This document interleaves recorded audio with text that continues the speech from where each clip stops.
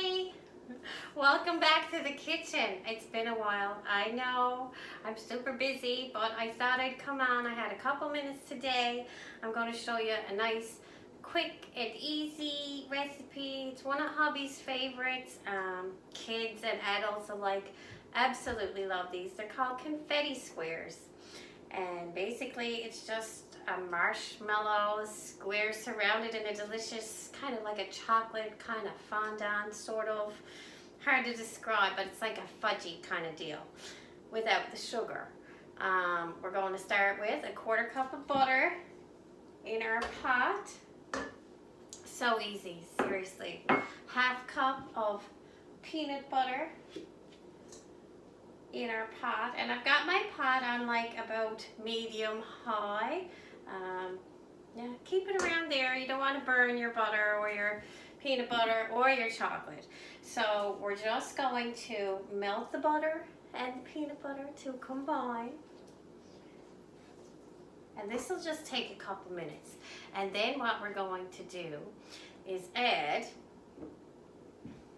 a cupful of semi-sweet chocolate chips to that, and these are going to be Kirkland brand, 55%. Oh, 51% cacao. I thought it was 55. Maybe it's changed. Anyway, we're going to use that. We're using Kraft peanut butter. You can have whatever peanut butter you have on hand. It just has to be smooth, no crunchy. And we're using just some fruit color marshmallows. You could use the white ones, but they're not going to look as festive, I guess. They look kind of really nice. There's another recipe kind of similar to this, and they're made into like sort of like a log, and then they're rolled in coconut, and that's really nice too. I hope you guys are getting a good start on your baking. Other than my fruit cake, I think this is the only thing I've got started. I was busy yesterday making a zucchini cake for hubby. He likes to show off my mad baking skills. Anyway, now you can see my peanut butter and my butter is almost all melted together. It's got to be totally melted together. Just about. And then, when you get it all melted, you're going to add your chocolate chips. This needs to be semi-cooled before you add the marshmallows. So what I'm going to do is add my chocolate and then turn off my burner just so I've got it cool enough for you guys. It might take my chocolate a little longer to melt, but that's okay. They'll be good either way. Such a simple, no-bake recipe that you can whip up in literally minutes. The only thing that takes a bit of time is the chilling in the freezer, or the fridge, really. They freeze really well. I freeze them all the time and make them for, you know, Christmas cookies and birthday parties, and hubby just likes them any time of the year. I'm actually taking this right off my burner now, because my chocolate is almost melted, and I don't want my chocolate so hot that it's going to melt the marshmallows as well. I was watching a lady make these one time, and she must have, I guess, cooled her chocolate and peanut butter mixture way too much, and it was just like a, I don't know, it was like a big crumbling mess. But anyway, we're not going to do that today.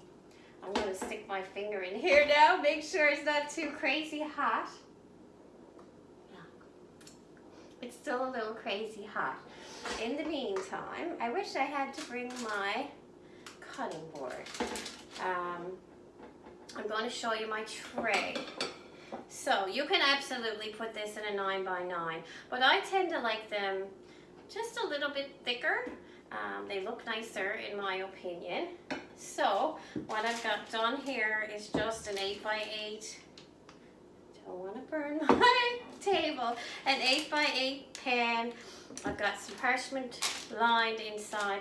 That's why I had that in there. It would kind of keep the parchment kind of flat while we are waiting for our chocolate. Now, I'm going to set that aside. Actually, I'm not even going to. I'm going to use that as my cutting board. We're going to improvise. I'm going to lay my pot in there. And this should be pretty good. Yeah.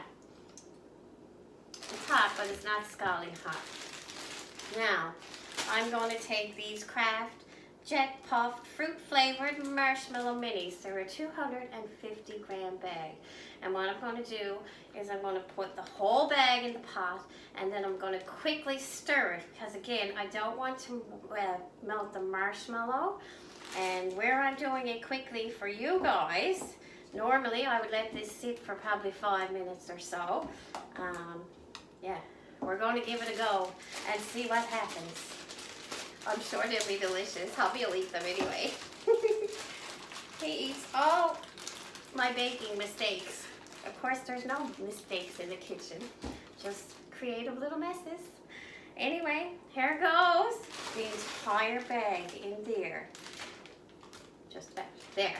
And we're going to quickly, without losing all your marshmallows, give that a whirl around. You want to make sure you use a big enough pot that you can actually stir these marshmallows and get them really going. Look, you can see now that all the marshmallows are covered. They're not melted, but they're covered.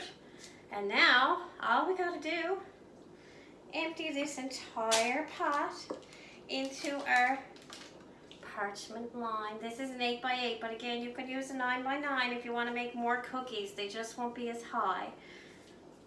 Scrape all that yummy, delicious peanut butter chocolate out of there, and we simply spread this mixture. It smells delicious, into our pan until it's kind of flat, like that. Yummy. And ta-da! That's it. Put these in the fridge and let them cool for, I don't know, maybe 45 minutes or an hour or so, at least until you can cut them into a square. And yeah, have at her. Enjoy. I hope you liked the video. I'm really going to try and get a few videos done for you guys for Christmas, God willing. I hope you guys are staying safe and staying well. And until the next video, have a beautiful day.